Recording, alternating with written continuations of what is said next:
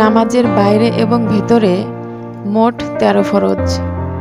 সহজভাবে বলতে গেলে নামাজের ফরজ ১৩টি।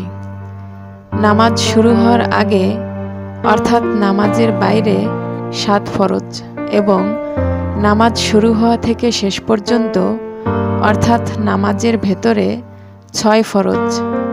এই কারণে বলা হয় নামাজের বাইরে এবং ভেতরে মোট ১৩ ফরজ। এগুলোকে আহকাম আরকান ১৩ ফরজ এভাবেও বলা হয়। চলুন তাহলে আমরা এই অত্যন্ত গুরুত্বপূর্ণ ১৩টি ফরজ জেনে নিই।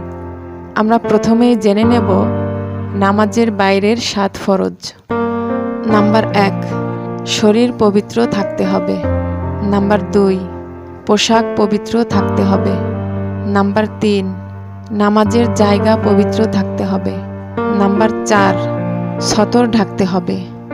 আপনারা যদি সতর সম্পর্কে জানতে চান তাহলে কমেন্টে লিখে জানাতে পারেন, আমরা সতর নিয়ে আরেকটি ভিডিও বানাবো। নাম্বার ৫, কিবলামুখী হতে হবে। নাম্বার ৬, নির্দিষ্ট ওয়াক্তের নামাজ নির্দিষ্ট সময়ের মধ্যে পড়তে হবে। নাম্বার ৭, নামাজের নিয়ত করতে হবে। এবার আমরা জেনে নেব নামাজের ভেতরের ৬ ফরজ। নাম্বার ১, দাঁড়িয়ে নামাজ পড়তে হবে। নাম্বার ২, তাকবীরে তাহরিমা বলতে হবে। নাম্বার ৩, কিরাত পাঠ করতে হবে। নাম্বার ৪, রুকু করতে হবে।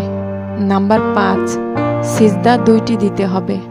নাম্বার ৬, আখেরি বৈঠক বা শেষ বৈঠক করতে হবে।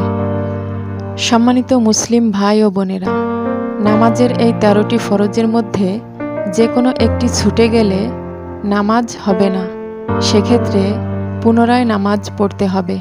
তাই এই ১৩টি ফরজের ব্যাপারে আমাদেরকে অত্যন্ত সতর্ক ও সাবধান থাকতে হবে। আল্লাহ আমাদের সকলের নামাজ কবুল করুন, আমিন।